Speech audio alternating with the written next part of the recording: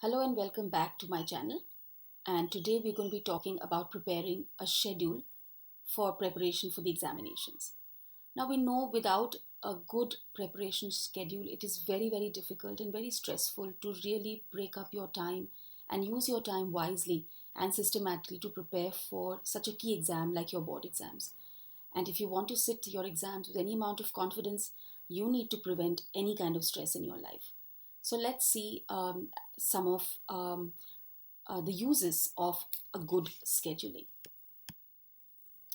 So, why is scheduling important?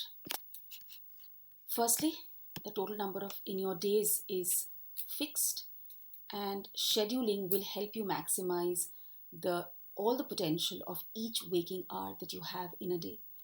Now, a difference between a high scorer and low scorer, as we see, is often the presence of a good planning schedule. Now, if you plan well through your entire year, there's very little that can prevent you from scoring well or definitely beyond your potential. It also minimizes the stress and possibility of lost hours and suddenly waking up at the last moment and thinking, where did all the time go and why am I not better prepared? And just like anything important always follows a schedule, a timetable. In the same way, a study schedule also sort of clears the chaos in your mind so that you know exactly what you're supposed to be doing at every point of time. Of course, there is some amount of flexibility that should definitely be there in your schedule, but at least your day is roughly chalked out and you're not sort of, going into your Facebook feed and, then losing track completely of the kind of time that you should be spending otherwise on your studies. Let's now look at some tips for creating your exam schedule. For example, one of my favorites always was starting backwards. So, what I would do is I would start first studying those subjects which would come towards the end of the examination schedule. And I would keep the first exam preparation for the last so that when I prepare, let's say I have an English exam in the first session, then I study English in the last perhaps 6 or 7 days of the examination so that all the content stays fresh in my mind. Um, you can use any other scheduling method which suits your requirement. There are two ways of really creating your timetable. One, what I used to do, I used to block off a number of days for one subject. So, for example, if I was studying history, for 7 days, I would just study history and take short breaks in the middle and maybe do a little bit of economics just to keep myself going with the other subjects. But on the whole, I would just study history for 7 days.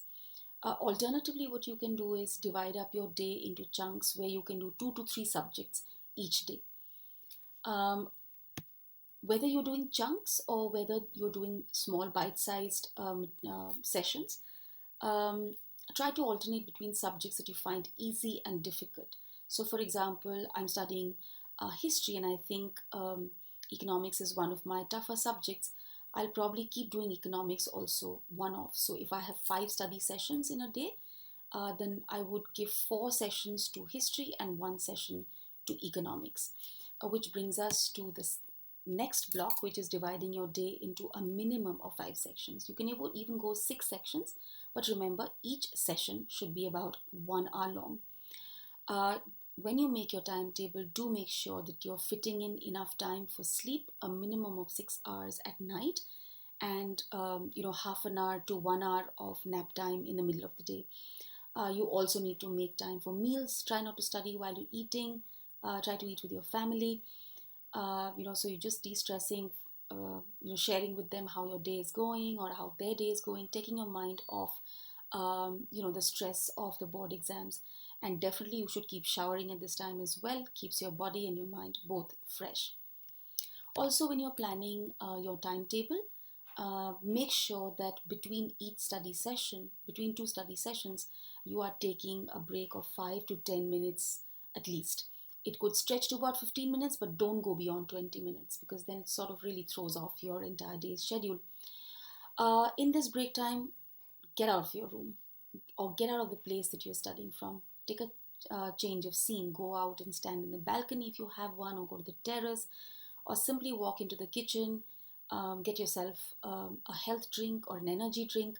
Try to avoid colas, a juice or a tea or some chocolate. Hot chocolate would be nice. You could even take a short walk.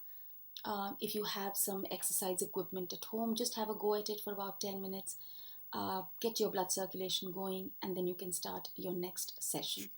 We were talking about large chunk schedule and bite-sized schedule. So here I prepared um, an example of that.